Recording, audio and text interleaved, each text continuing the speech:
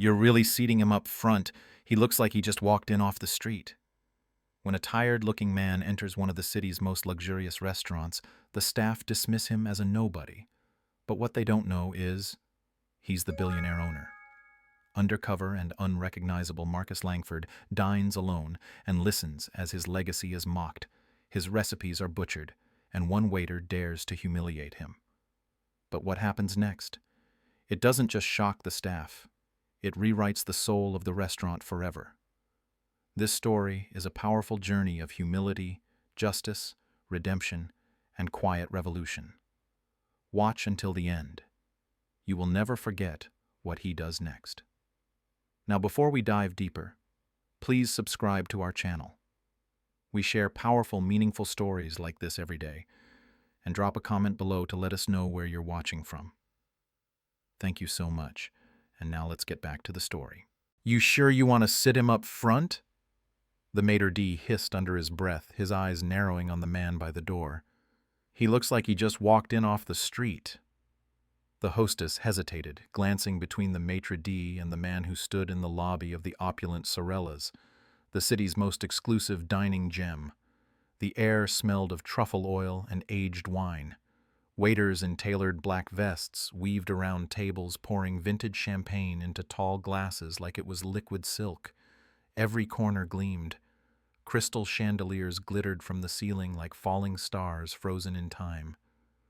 It was a place meant for power suits, couture dresses, and hushed meetings behind closed velvet drapes. And yet this man stood there alone in a charcoal gray jacket that didn't quite fit, and worn loafers that spoke of long walks and very few limousines. His hands were tucked into his coat pockets, his posture calm, too calm. "Table in the back," the maitre d' snapped. "We have real guests coming in tonight." No one knew who the man was, but that was the point. The hostess led him to a quiet corner near the window, far away from the buzz and spectacle of the main floor. The tablecloth was crisp, but the view, just a parking alley and a glowing dumpster light, was anything but 5-star. "Will this be all right, sir?" she asked gently. He nodded with a slow smile. "Perfect." From the bar, one of the waiters watched. The exchange snorted and shook his head. $10 says he orders soup and water. More like tap water. Another waiter chuckled, adjusting his cufflinks. "Look at those shoes." At that moment, the man picked up the menu with deliberate hands, as if every word printed mattered.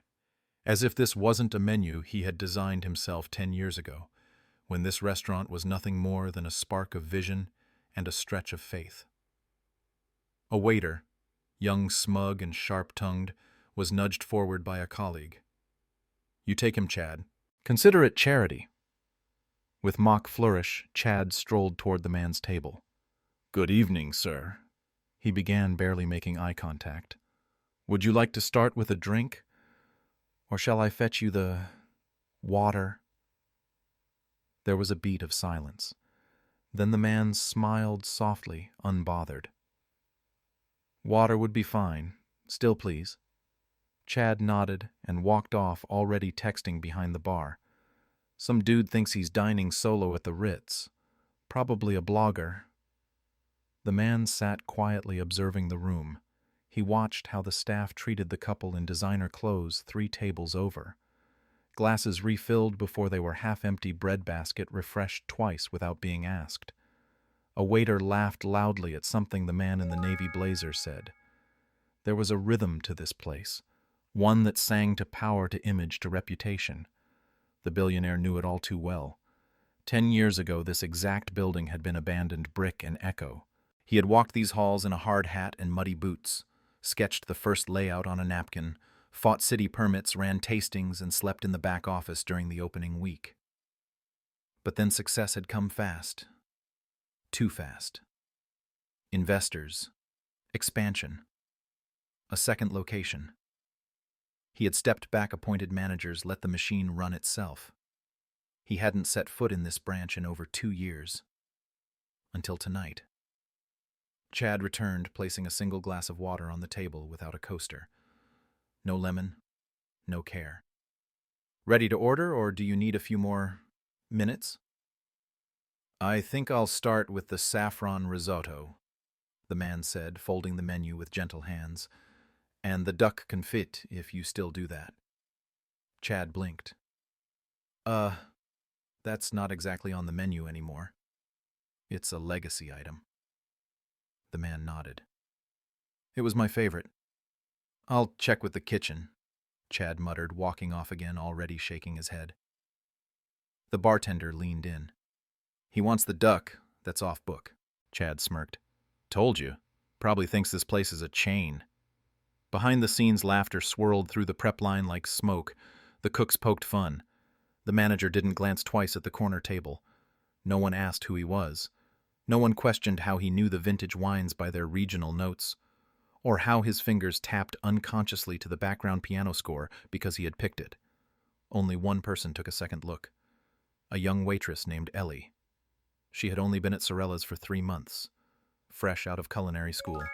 Still believed food could be magic, that hospitality meant heart, not hierarchy.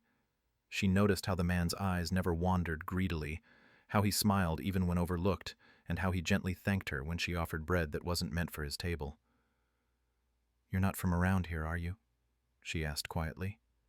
"Not lately," he said, looking out the window. "But I used to be." "Well, I hope they treat you well tonight." He smiled. "I'll be fine." Ellie nodded and walked away, but something about his tone stayed with her. Not arrogance, not sadness, just patience. Meanwhile, at the main entrance, another couple strolled in, a well-known senator and his wife. The maitre d' lit up like a Broadway marquee. Staff repositioned themselves. Wine was poured before the couple even sat. In the kitchen, Chad relayed the duck order to the chef. "He's serious," the chef said, annoyed. "Who even remembers that dish?" "Exactly." "What's next?" He asks for the old sea bass recipe with the candied fennel. The chef laughed. "Tell him we don't do history lessons." But the man in the corner waited unflinching, sipping his still water, and watching the empire he built move without knowing he had returned. There was something mesmerizing about it, like watching a painting sold at auction. No longer yours, just something admired from afar. He didn't mind the service. He had expected it. That's why he came. He wanted to see it with clear eyes, to know who still cared, to see if his legacy had become spectacle. As Ellie passed by again, he asked softly, "Do you still have that dessert with the smoked fig and lavender honey?" She paused. "That's not on the menu anymore, but I think we still carry the ingredients. Would you like me to check?" He nodded. "If it's not too much trouble." "No trouble at all," she said this time with a real smile. By now the other staff were watching her. One of them muttered, "Sucking up to Mr. Nobody, cute." But Ellie didn't care. Something told her he wasn't nobody. He was remembering something, and tonight, this restaurant had forgotten everything. Chad leaned against the polished mahogany bar, flipping through his phone with disinterest, pausing only to glance at the man still seated quietly in the back corner. He was still sipping his water, still alone, still patient. Chad scoffed under his breath. "What's with that guy?" he muttered to the bartender. "Still there," the bartender replied. "That table's cursed. No one ever tips more than 10% in that spot." "Should have just told him we're full. You'll be lucky if he even pays." They laughed, but Ellie didn't. From the edge of the service station, she could see the man's face reflected in the glass, peaceful but observant. He wasn't just sitting there. He was watching. Not with judgment, but with quiet curiosity, like someone flipping through an old photo album, seeing something familiar but distant, beloved, yet changed. In the kitchen, the chef groaned when he saw the risotto order come through. "Saffron risotto? Are we running a museum or a restaurant?" he growled, tossing his towel onto the counter. "That's a prep-heavy dish, for what one guy who's probably going to send it back because it's too al dente." The sous chef shrugged. "Want me to just tell the waiter we're out?" "No," said the chef. "Let's do it. Let's see how he reacts to a rushed risotto. Might be fun." As the kitchen worked, the restaurant's noise grew louder, more self-important. Laughter echoed across the dining room as the senator's wife clinked glasses with a local developer. A table of influencers took selfies beneath the chandeliers. The lighting seemed to glow brighter where money moved, as if wealth had its own spotlight.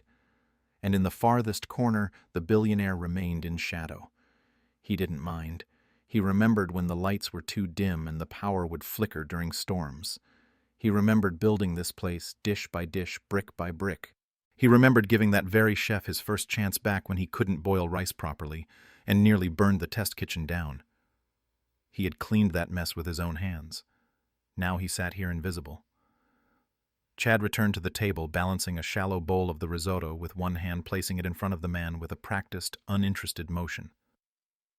"Saffron risotto," he said. "As requested. Enjoy." The man looked down at the dish for a long moment. Then he picked up his spoon, took a small bite, and chewed thoughtfully. A pause, then another bite. He didn't speak. Chad lingered, waiting, hoping maybe for a complaint he could swat down with sarcasm. But the man simply smiled. "Thank you," he said. "Tell the chef it's bold. A little aggressive on the saffron, but bold." Chad blinked. "You're welcome." He turned and walked back to the bar, confused. "Did he like it?" the bartender asked. "I don't know," Chad muttered. He used the word bold. "Like a judge on a cooking show." The bartender laughed. "Maybe he is one, or thinks he is." Ellie passed them and said nothing. She walked straight to the kitchen, instead approaching the chef, who was now wiping his hands on his apron with the air of someone who had just finished a battle and expected applause. "He said it was bold," she offered gently. The chef raised an eyebrow.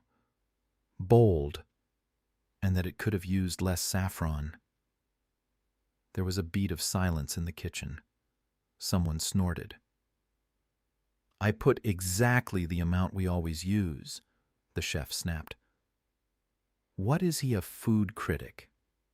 "No," Ellie said, hesitating. "I don't think so." But even as she said it, she wasn't sure. She glanced back toward the dining room. The man was now watching a couple near the fireplace. A proposal. The man knelt, ring box in hand. The room erupted in soft applause as the woman beamed through her tears. It was a beautiful scene, but the billionaire's smile faltered. That used to be the soul of this place. Love, discovery, risk. Now it was dressed in ego and delivered with garnish. He took another sip of water and turned his gaze toward the bar where Chad was now flirting shamelessly with two women who had just walked in. He poured drinks with flare-winked, leaned over the counter with practiced charm. The billionaire's fingers tapped slowly against the linen tablecloth. He wasn't angry, but something deeper had begun to stir. A quiet ache, like hearing a song you once wrote being played in the wrong key. Ellie approached again, hesitant. "We might have the ingredients for the dessert you mentioned," she said. His expression softened. "You checked?" She nodded. "I convinced the pastry chef to dig through the pantry." He chuckled. "That's kind of you. You didn't have to." "No," she said. "But I wanted to." He tilted his head, curious. "Why?" "Because you're the only one tonight who actually seems to care about what this place means." Her voice trembled slightly, as if she wasn't sure she should have said that aloud. The billionaire's eyes glinted. "And what do you think it means?" he asked gently. She exhaled, looked around, then whispered, "That food is love. That service is a kind of art. That every table is a stage. That if we do it right, people leave better than they came." He stared at her for a long moment. Something deep behind his eyes shifted. Recognition, maybe. Gratitude. He nodded slowly. "That's exactly what it's supposed to mean." Ellie offered a soft smile and disappeared into the kitchen again, her heart pounding. Chad passed her on the way and rolled his eyes. "Still playing therapist to the mystery man?" She didn't answer. Back at the table, the billionaire folded his napkin and stared at the flickering candle in front of him. He remembered lighting the first one in this restaurant. It had been crooked. The wax dripped unevenly, but it was warm, sincere. He missed that. Now he could see what the staff valued. Tips, status, appearances. But Ellie, she saw through the layers. The duck confit was finally brought out, plated elegantly. Chad delivered it with a flourish that didn't match his tone. "Special request from the vault," he quipped. The man took one bite, then set his utensils down. Not because it was bad, but because it was heartbreaking. The flavor was off. Not technically, but spiritually. The textures were correct, but the soul was missing. It was a painting done by someone who had never seen the original landscape. He didn't say a word. Instead, he pushed the plate gently forward and stared out the window once more. Outside, the night had deepened. The alley glowed under the soft halo of the restaurant's backlight. Somewhere a violinist was playing on the corner, just barely audible through the glass. A waltz, off-key but sincere. The billionaire closed his eyes and listened. Tomorrow everything would change, but tonight he just needed to feel what had been lost. "Tell him Gordon Ramsay's not in today." The head chef grinned sarcastically, wiping sweat from his brow as he leaned against the prep table. The room burst into muted laughter. Behind him, steam hissed from open pans while flames licked the edges of cast-iron skillets. The kitchen was alive with ego noise and the kind of confidence that comes not from passion, but routine. Chad returned from the corner table, wiping his hands on his apron like he'd just survived something unpleasant. "He wants to speak with you," he said, half amused, half weary. "With me," the chef scoffed. "Why?" "Because his duck didn't match the memory of his last food truck." Chad smirked. "Maybe he's a critic." The chef's smile vanished. "Did he say that?" "No, but he's quiet. The intense kind. Asked for off-menu dishes, knew the risotto recipe by heart, knew the vintage dessert we phased out 2 years ago." The chef paused, one brow slowly raising. "That's too specific," someone muttered near the pastry line. Still, the chef shrugged it off. "Whatever. I'll go say hi. I've dealt with Michelin ghosts before." He adjusted his collar, smoothed his stained apron, and walked toward the back of the restaurant with the lazy swagger of someone who thought he owned every table he touched. The maitre d' caught his eye and gestured discreetly toward the man seated alone. "That's the one." The chef nodded already, forming the first few lines of small talk in his head. But as he reached the table and opened his mouth to speak, the man looked up, and time stilled. The expression on the guest's face was unreadable.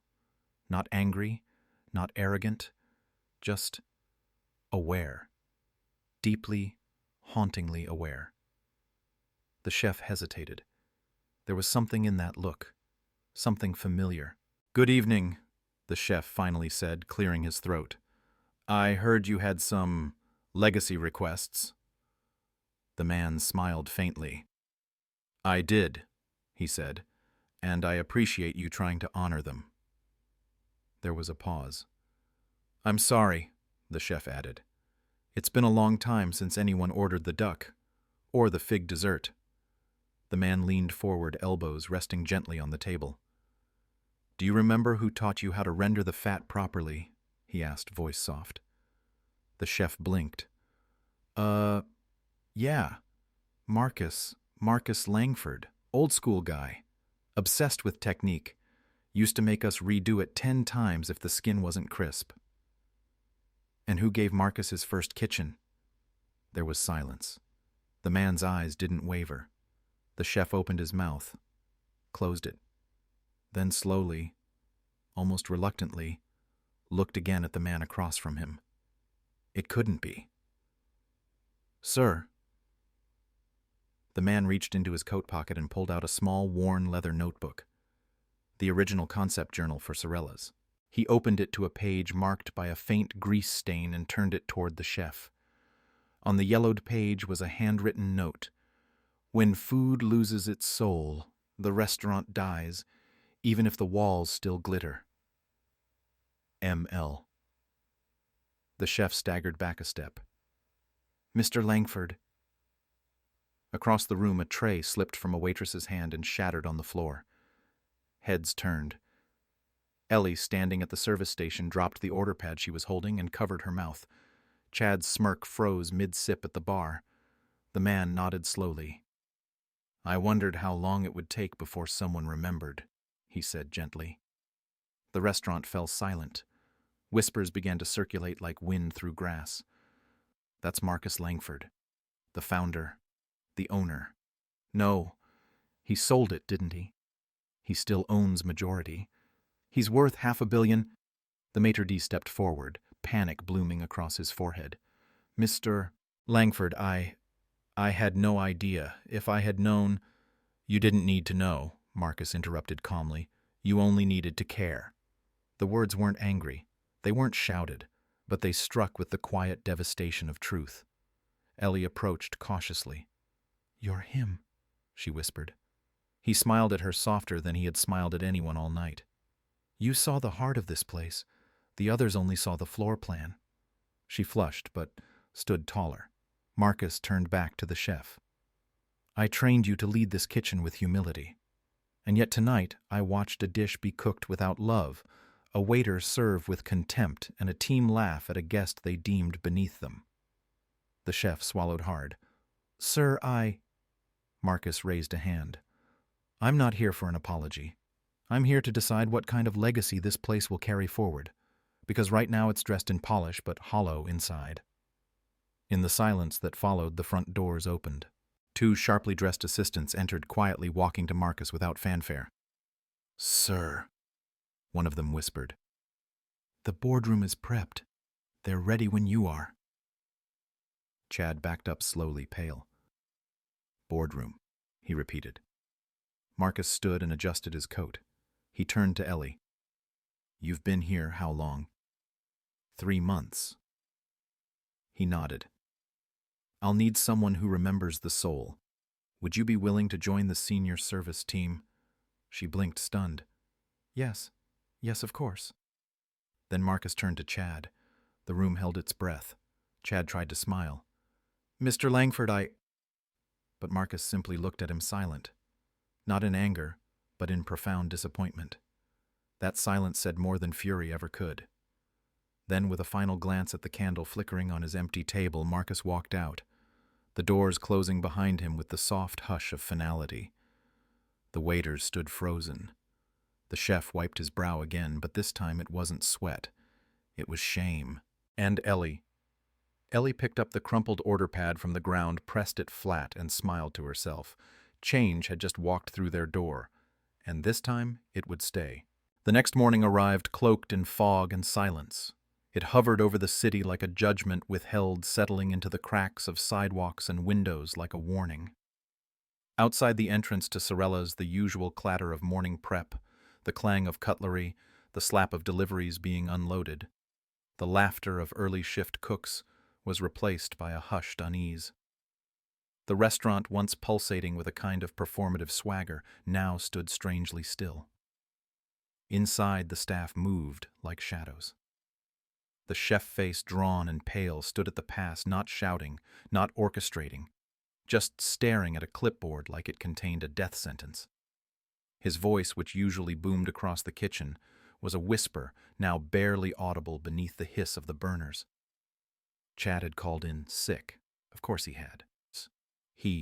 The maitre d', kept polishing the same wine glass over and over, eyes flicking toward the office in the back hallway, where Marcus Langford now sat behind the same desk he had once built with his own hands. The same desk that had seen blueprints, breakdowns, investor calls, and the first scribbled menu ideas on cocktail napkins. It had been 10 years, and now the king had returned to his castle.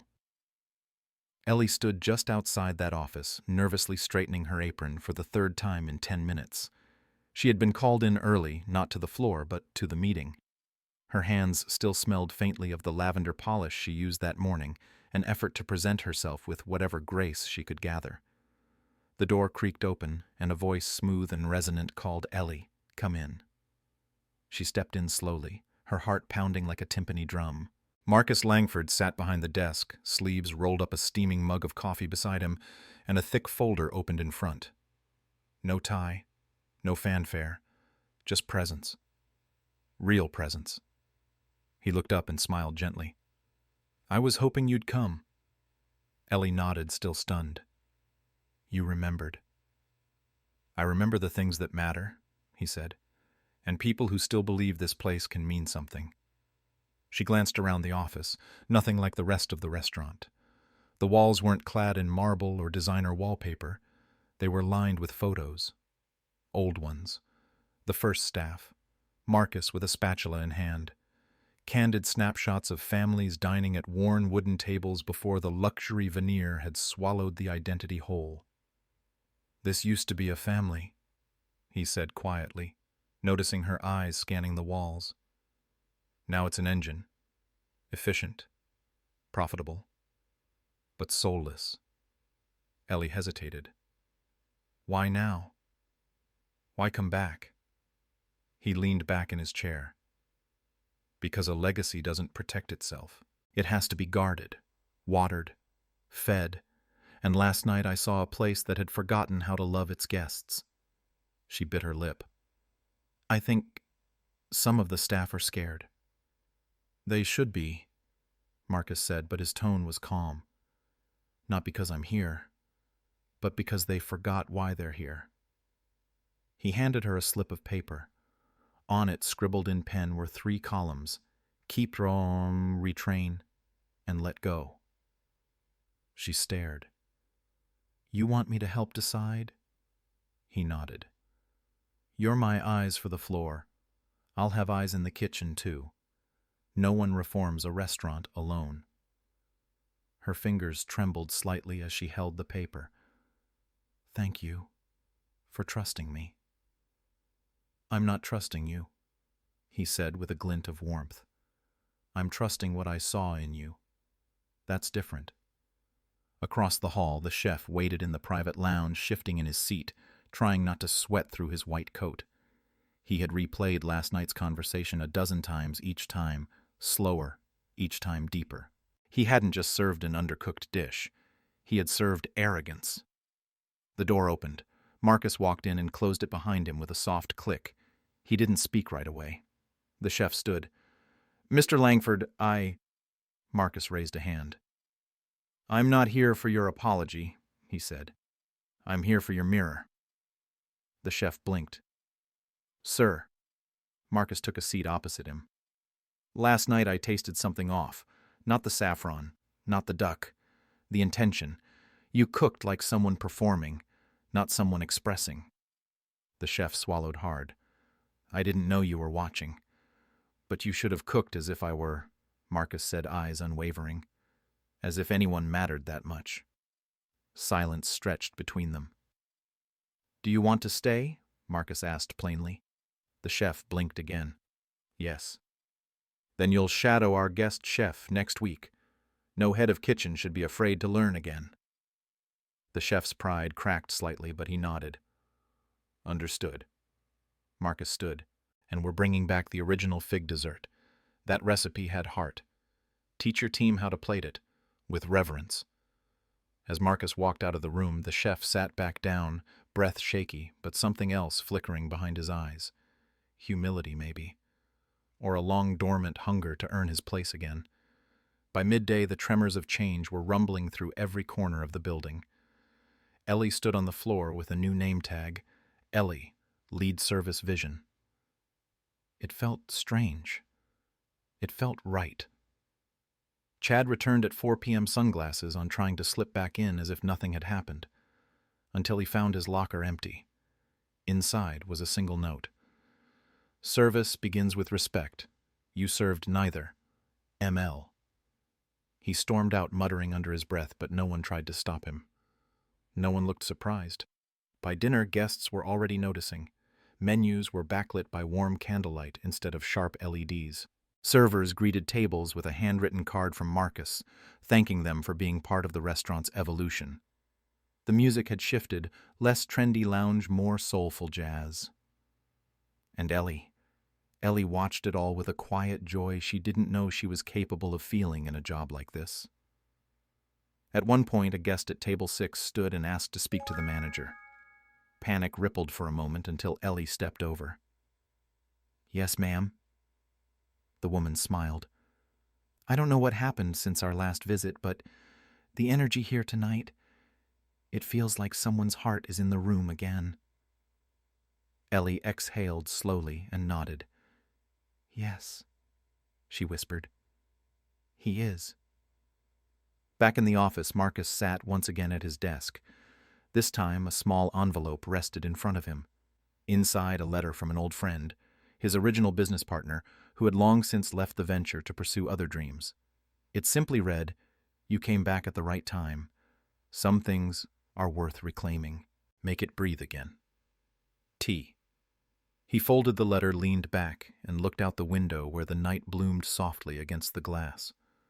The restaurant no longer felt like a stranger, not to him, and not to the people inside. Tomorrow there would be more changes, more hard conversations, more rebuilding. But tonight was the first step back toward meaning. The following morning unfolded beneath a silver sky. Rain tapped softly on the windows of Sorella's, a rhythmic hush that seemed to cleanse more than the streets outside. It whispered of renewal. Inside, the restaurant's staff gathered in the main dining room, uncertain, their voices low and hands nervously clasped. It wasn't time for service yet. There were no plates on the tables, no candles lit, no wine chilled, and yet everyone had been called in early. From the dishwashers to the sommeliers, the pastry apprentices to the maitre d' all stood in a semicircle around the bar, glancing at each other, waiting. The air buzzed with questions unspoken. Would there be more firings? Another silent visit from the owner. A full reset.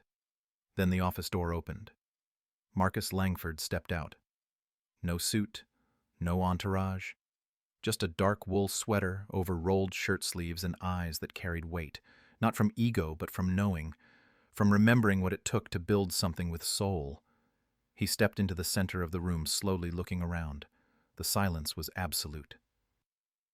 "I appreciate you all being here," he began, voice calm and steady. "I know this is unusual. Change always is." Some eyes lowered. Others stayed locked on him. The maitre d', whose voice usually rang like a bell, now stood stiff and wordless beside the podium where he'd once sneered at guests like Marcus in disguise. "I came here 3 nights ago," Marcus continued, "not as an owner, not as a critic, just as a man who wanted to remember what this place once was." A pause. "What I saw broke my heart." Someone shifted uncomfortably. No one spoke. "I saw a restaurant filled with polish and perfection," he said, "but starving for presence. I saw performance, not purpose. I tasted dishes that were technically perfect, but emotionally empty. I watched guests get ignored based on their clothes, and I saw kindness mocked, like weakness." He looked directly at the maitre d'. The man flinched, then looked away. "But I also saw something else." He turned toward Ellie, who stood quietly at the edge of the group, hands folded in front of her apron. "I saw someone who still understood that service is a kind of poetry, that it's about dignity, not deference, that to nourish someone is an act of grace." Ellie's cheeks flushed. She nodded once, almost imperceptibly. "So here's what's happening," Marcus said, voice rising slightly. A pause thickened in the room. "This place is not just being restructured, it's being reborn." He turned to a nearby server and motioned to a cart covered with black linen. "Pull it." The server stepped forward and yanked the cloth away. Underneath sat a brass bell mounted on polished oak and a weathered guest book with gold trim. Some of the older staff gasped quietly. Others didn't recognize it. "This is the original service bell," Marcus said. "We rang it on opening night. It's not for the kitchen. It's not for guests. It's for staff. It was meant to remind us why we came here in the first place, to serve, to delight, to elevate." He placed a hand on the bell, and the room fell deeper into stillness. "Starting today, every night before opening, this bell will ring once to center us, To remember that our work begins in humility, not hierarchy. And next to it, he touched the guest book. This will hold stories, notes from guests who felt seen, from staff who learned something, from mistakes that taught us more than success ever could.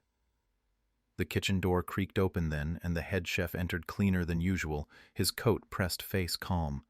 He walked over and stood beside Marcus, eyes forward. "I want to apologize," he said simply. "To my team, to the floor staff, and to Mr. Langford." He turned toward the younger cooks. "No more throwing pans, no more screaming. From now on, our kitchen will reflect our food, measured, intentional, and full of respect." Marcus nodded. "That's how we start." A woman raised her hand from the back of the room. It was a senior hostess. "What if people don't change?" He looked at her not unkindly. "Then they'll be helped out the door, with compassion, but firmly." Another voice spoke up, this time from a dishwasher. A quiet man named Jorge, who had worked there longer than almost anyone, but was rarely spoken to above a nod. "Mr. Langford," he said gently, "does that change apply to everyone?" Marcus turned fully toward him. "Especially to you, Jorge," he said. "Everyone has a voice here, from the moment they clock in." The dishwasher nodded, and for the first time in years his shoulders eased. The bell rang once, low and warm. A start. Later that evening, as the rain eased into a soft drizzle, the front doors opened for the first reservation under the new era. Guests entered and were greeted not with scripted lines, but with genuine welcomes. The lighting was warm, but not overwhelming. Music played from live strings tucked into the corner of the lounge, a single cello and violin performing arrangements Marcus had written years ago, but never shared. Ellie stood by the fireplace holding menus, etched with a new inscription, "The table is where we remember each other, M.L." At table 7, a woman dined alone. She wore a librarian's cardigan and walked with a cane. Normally, she might have been offered the worst table. Not tonight.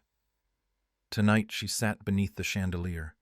2 servers attended her with the same grace offered to the mayor's table across the room. When her dessert arrived, she smiled tearfully and whispered, "I haven't tasted lavender figs since my husband passed." In the shadows, Marcus watched from behind the curtain near the bar, not as a figure of authority, but as a man witnessing something sacred. He turned and made his way back to the office. The old notebook sat open on his desk. Next to it, Ellie had left a small note, "You made this place breathe again." He smiled and reached for his pen. It wasn't me. It was the people willing to listen. He closed the notebook and looked at the flickering candle in the window. Sorella's wasn't just serving meals anymore. It was serving memory, serving meaning, serving the sacred quiet hunger of being seen. A full week had passed since the bell rang for the first time in a decade.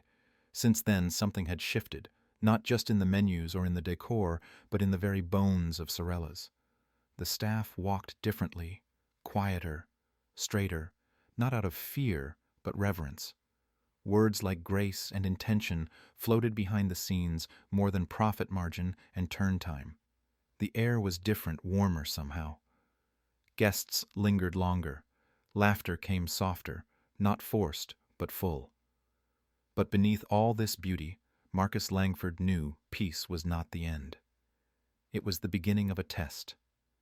It arrived on a Monday, tucked within a stiff white envelope, slipped under the main office door.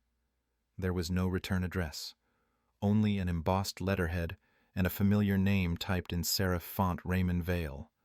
Marcus stared at it in silence. The name alone had the sharpness of a knife.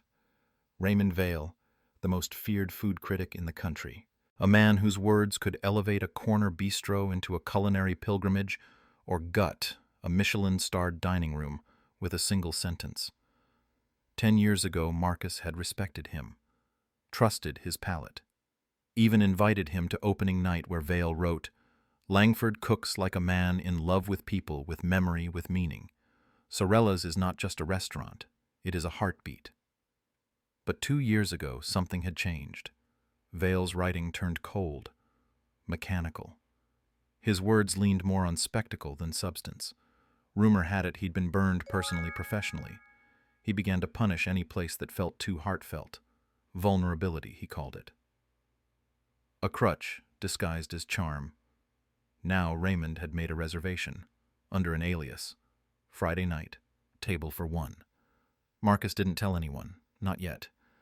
That week he walked the floor more, studied the rhythms. He spoke softly with Ellie in the mornings, checked in with Jorge in the dish pit, tasted every dessert himself before the dinner shift.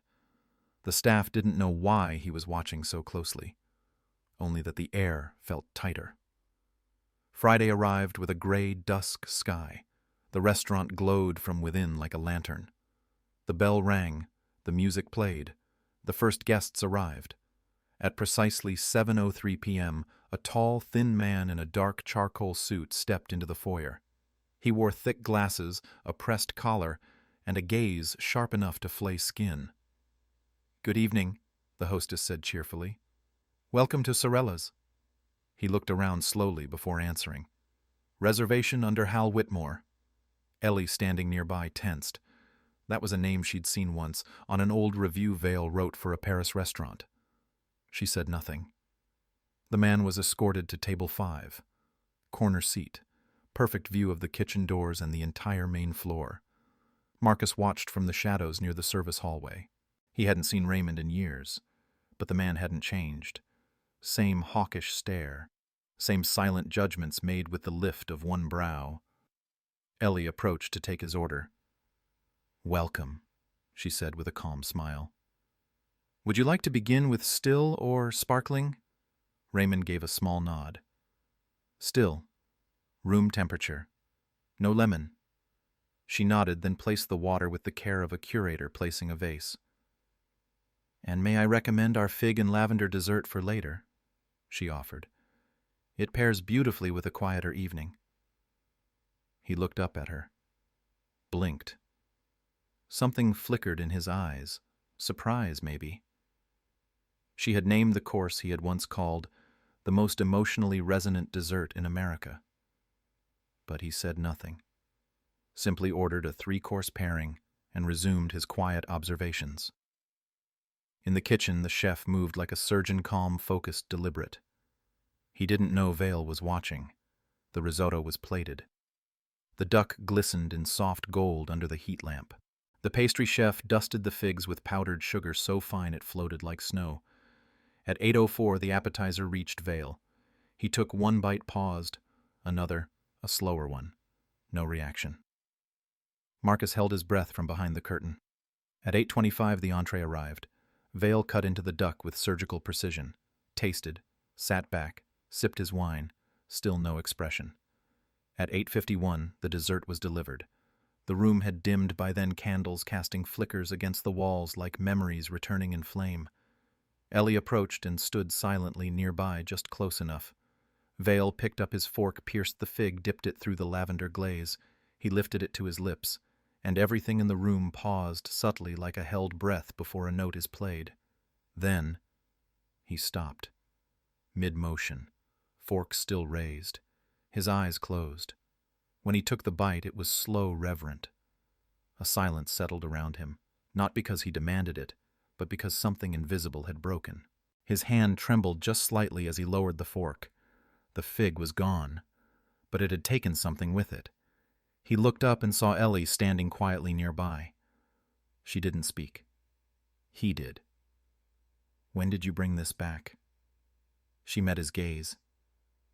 The night everything changed. He leaned back, exhaled shakily, and nodded.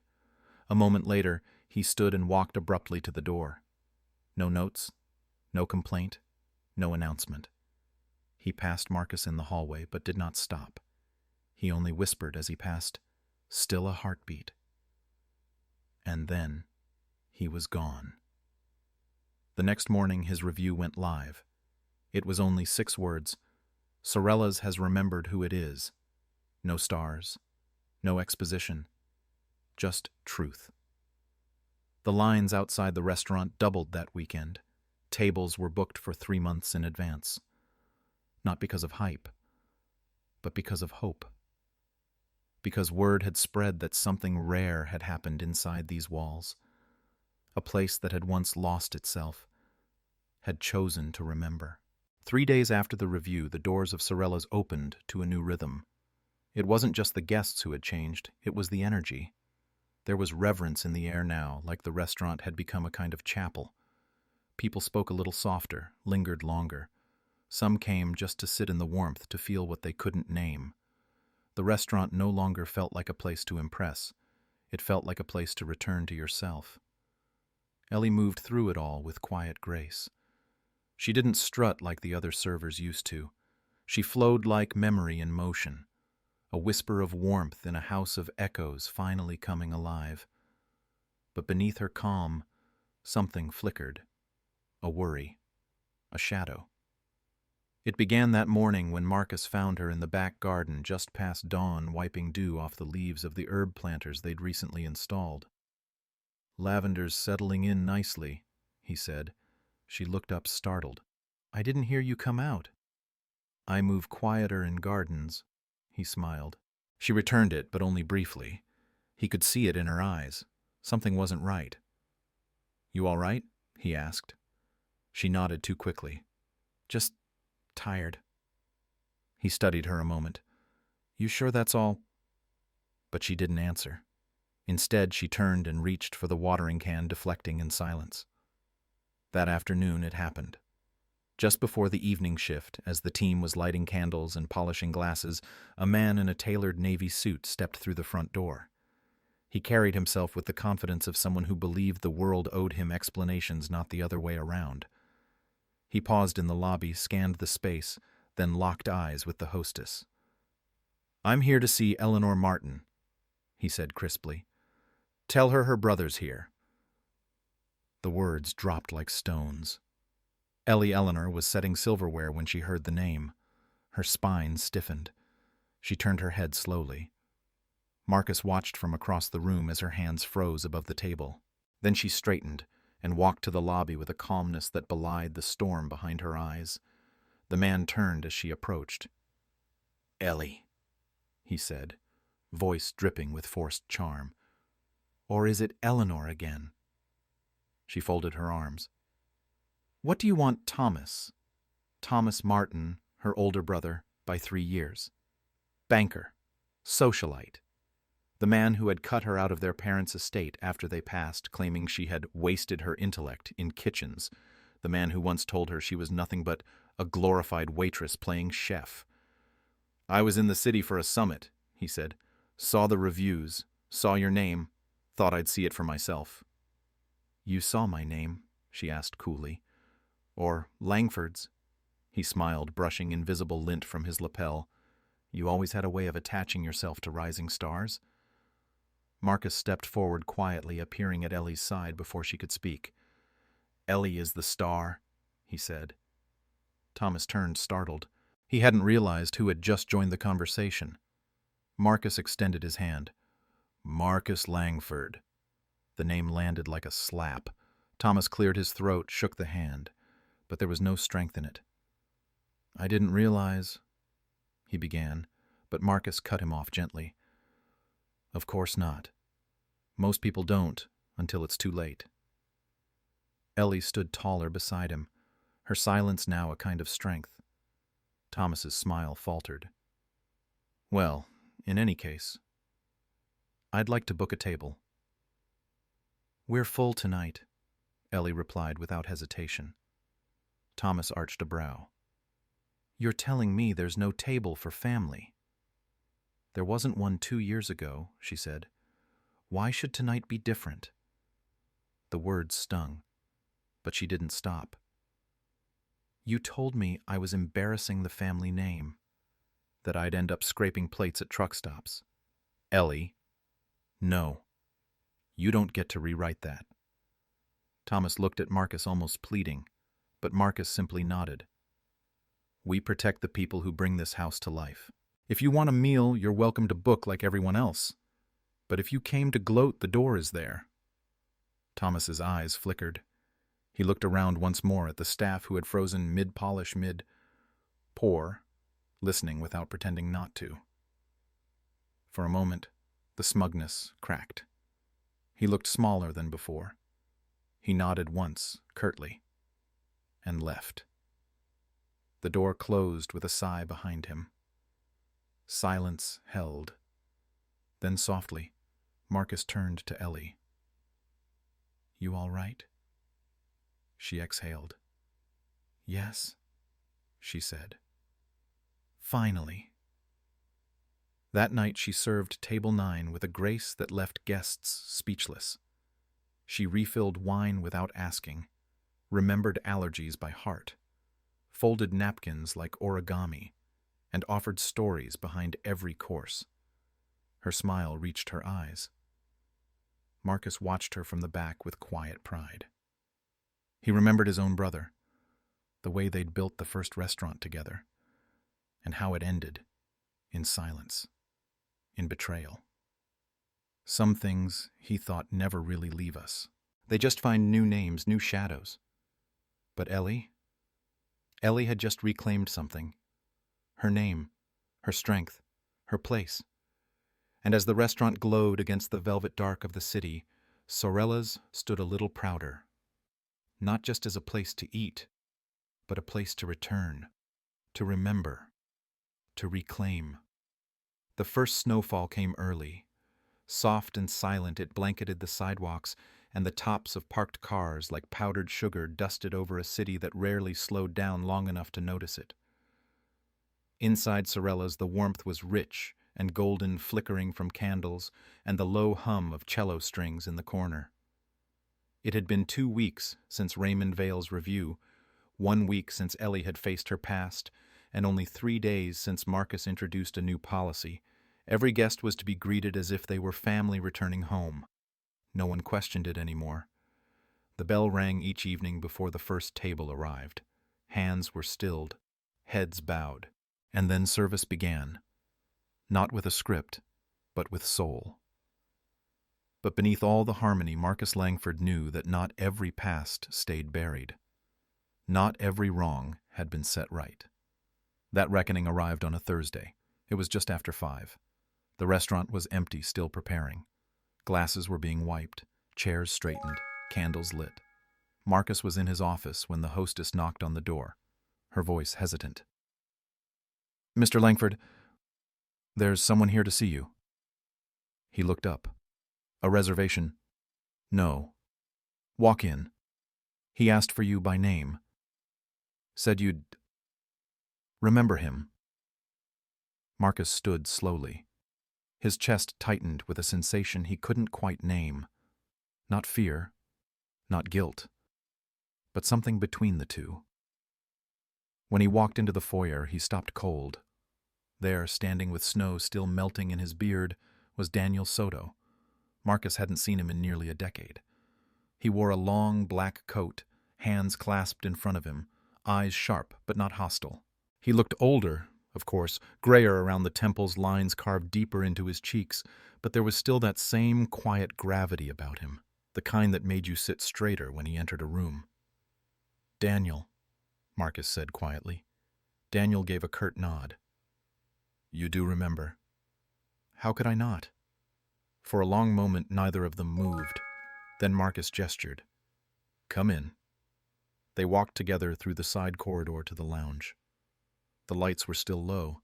Unset tables waited like unopened books. Marcus motioned to a booth, and they sat across from one another like men preparing to walk back through fire. "I heard what you've done here," Daniel said. "The change, the reviews, the bell." Marcus gave a small smile. "Trying to remember who we were." Daniel leaned forward. "Do you remember who I was?" The words landed with weight. Marcus didn't flinch. "You were the first general manager of this house. You helped me build it. You caught the gas leak on opening week. You trained the floor when I lost my voice from the flu. You saved this place more than once." And, Marcus paused, "and I pushed you out when the investors wanted someone younger, someone louder, someone with flash." Daniel nodded, no bitterness in his eyes, just memory. "I waited for your call, Marcus. Not because I needed the job, but because I thought we were brothers." Marcus's voice dropped to a whisper. I was a coward. I let them take this place from you. From us. Daniel sat back, eyes still steady. So, why am I here now? I'd like to think, Marcus said, you're here because something inside you still hopes this place can become what we dreamed it would be. Daniel studied him for a long moment. Then he reached into his coat and pulled out a folded letter. He slid it across the table. Marcus opened it. It was dated from 8 years ago. It was his own handwriting. Daniel, if I ever forget what this place means, come back. And remind me, even if I don't deserve it. Marcus felt his throat tighten. I never mailed it, he whispered. Daniel gave a sad smile. You didn't need to. I kept it. Silence stretched between them. Then quietly Marcus said, Will you come home? Daniel's eyebrows lifted. Not as a figurehead, not to fix my mistakes, but to stand beside me, as we should have done all along. A long pause. Then Daniel nodded. I'll do it, he said. But not for you, for the place, for the kid in the kitchen who still thinks plating is a kind of poetry, for the busboy who sends leftovers to his sister because her job pays less than his. Marcus's eyes glistened. For them, Daniel said again. Not for your redemption. And Marcus nodded. That's enough. That evening, when the bell rang, Marcus didn't lead the team. Daniel did. He stood at the center of the dining room surrounded by staff both new and veteran and spoke 3 words before striking the bell's brass curve.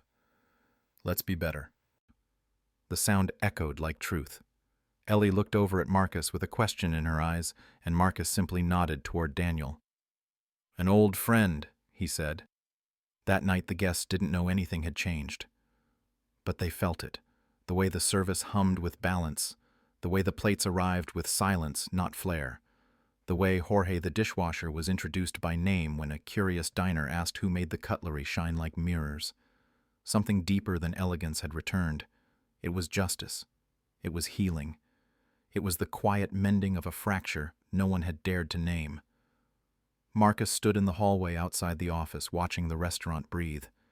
Daniel passed by with 2 young servers in tow, teaching them how to read a table without asking a single question, and Marcus whispered to himself, Welcome home.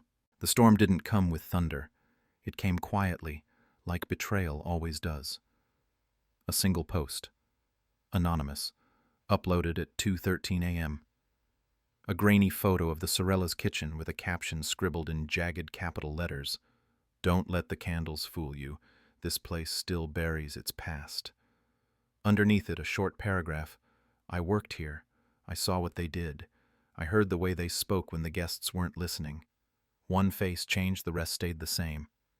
They think a bell can cover a decade of rot. Ask how many people got stepped on to make that dining room shine. By noon, the post had been shared over 800 times. By evening, 15,000. It spread like a shadow through the city's culinary circles.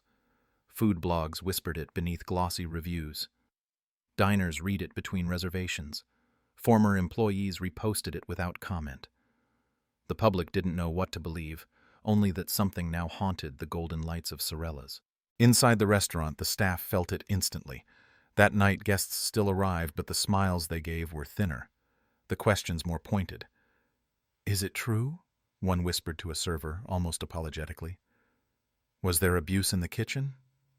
Marcus read the post alone in his office, the screen casting a cold glow across his face. He didn't move for a long time. Then he turned and walked to the floor.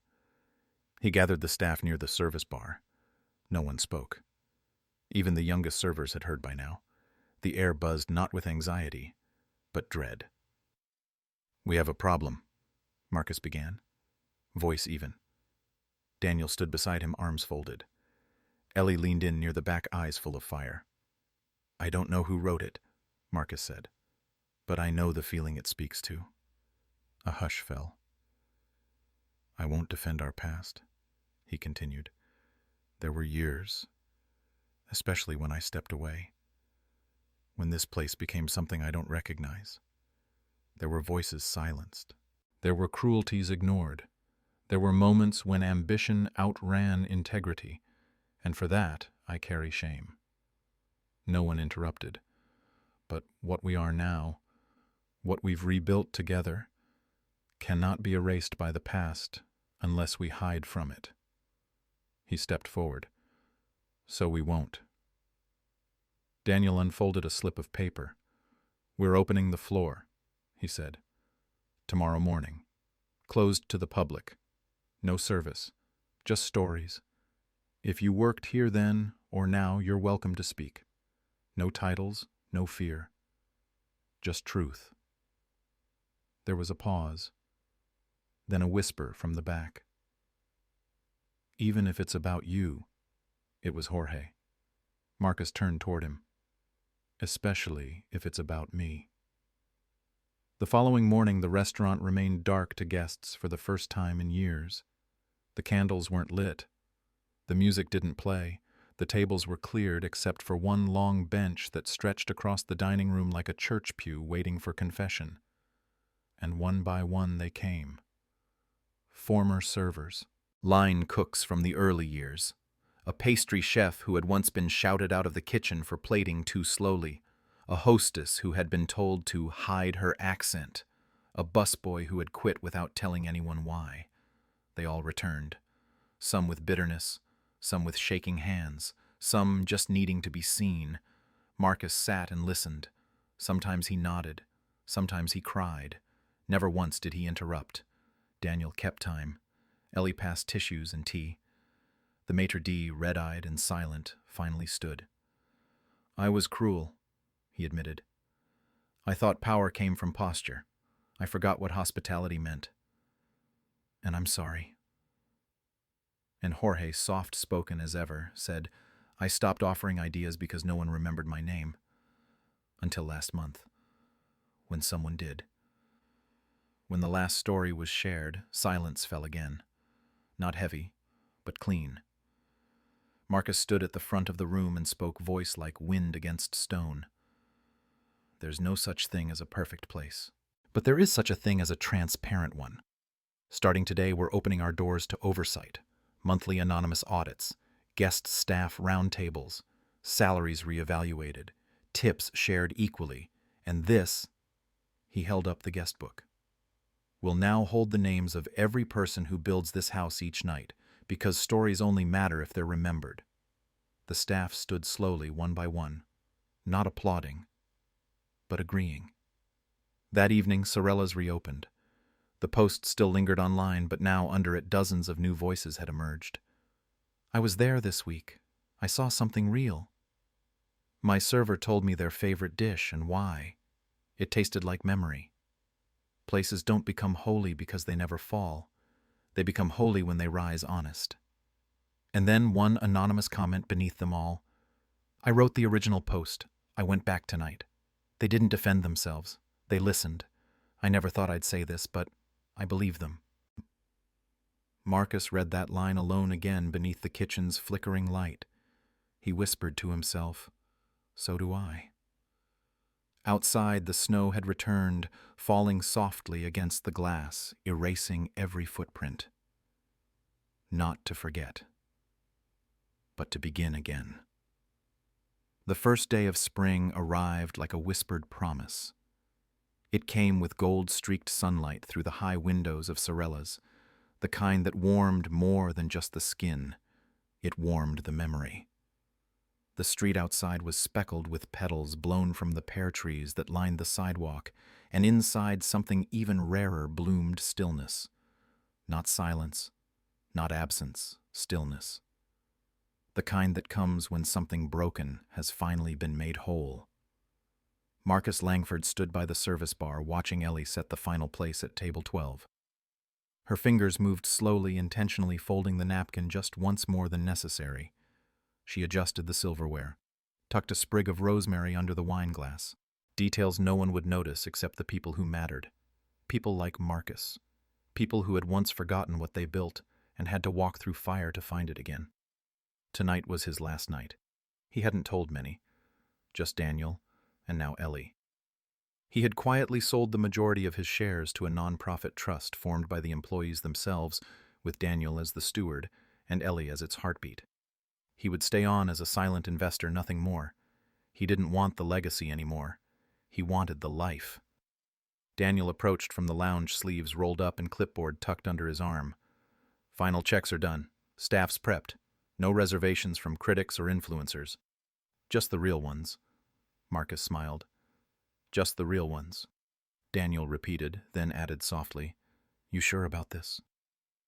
Marcus looked out at the floor, the chandeliers, the walls that once held disappointment and now held redemption. "I'm not leaving," he said. "I'm passing it forward. There's a difference." Daniel nodded, no further words needed between them. At 6:01, the doors opened. The night flowed with a kind of magic that can't be rehearsed. The guests were strangers but familiar. Couples celebrating 30 years. A widow dining alone in a navy dress, smiling at the fig dessert like it carried the voice of someone she'd once loved. A father and daughter, quiet but content, splitting their duck confit in mirrored bites. And Ellie, moving like the spirit of the house. She didn't just serve. She saw. And they saw her too. At 8:37, Marcus quietly made his way to table 4, the same corner he had been placed in that first night, alone and unrecognized. A single candle now glowed warmly where once it had flickered indifferently. There was no showy plating, no foie gras foam or edible gold, just the saffron risotto, the same one he'd ordered when they laughed behind the kitchen wall. This time it tasted like memory done right. Ellie approached quietly. "I made sure they followed your recipe." Marcus smiled. "I can tell. But it's better now." She tilted her head. "Because you added something I didn't," he said. "A story." She stood there a moment longer, then whispered, "Can I show you something before you go?" He nodded. She led him past the kitchen, through the hallway and out the back garden. Now transformed. The herb beds were lush. Tiny lights strung through the archway like stars caught mid-fall, and at the far end stood a single plaque freshly mounted on the brick wall carved into walnut wood. Marcus stepped closer. It read, "The Table That Remembered." This restaurant stands because someone sat down silent and forgotten and chose not to stay silent any longer, in honor of those who made room for the next. He said nothing. Ellie stood beside him, her hands tucked into her apron pockets, looking at the words with quiet pride. "You could have torn the whole thing down," she said. "I almost did. But instead, you sat at a table. I needed to feel what it had become before I could fight for what it should be." Ellie turned to him. "You taught me that presence is the most powerful protest." He looked at her. Really looked at her, and saw everything he once dreamed this place could be. Resilience, truth, grace without apology. "I'm proud of you," he said. Her voice caught. "I'm proud of us." Back inside, as the last guests paid their checks and staff began their quiet closing rituals, Marcus made his way toward the exit. He stopped at the guest book beside the bell, now full of notes, sketches, names from 1,000 different hands. He opened it to the back page, pressed the pen against the paper, and wrote, "I came here a ghost. I leave knowing this house is alive again. ML." Then he gently touched the bell. Once. A low, beautiful chime echoed across the room. Every head turned, and then they clapped, not in celebration, but in reverence. Marcus nodded once to the team, to Daniel, to Ellie, and then he stepped into the night. Outside, the city hummed softly. The wind picked up, carrying with it the sound of laughter from inside the restaurant, a sound not of victory but of return. He didn't look back. He didn't need to. Sorellas had remembered who it was, and this time it would never forget again. In a world obsessed with appearances, this story reminds us that integrity begins in silence, that sometimes the loudest transformation happens when one person sits quietly and refuses to be dismissed. Marcus Langford didn't roar his authority. He listened, observed, and challenged a broken system not with force, but with truth. And in doing so, he rebuilt more than a restaurant. He restored its soul. Ellie showed us that kindness is not weakness, and standing firm in your worth is the most elegant act of defiance. Daniel reminded us that reconciliation is not forgetting the past, but confronting it with honesty and grace. The greatest legacies aren't built by fame or wealth, but by courage, humility, and the willingness to return when it's hardest. This story is a tribute to everyone who's ever been overlooked, disrespected, or silenced. Your presence has power, and your quiet strength can rebuild empires. So sit down, be still, and rise, because the table remembers.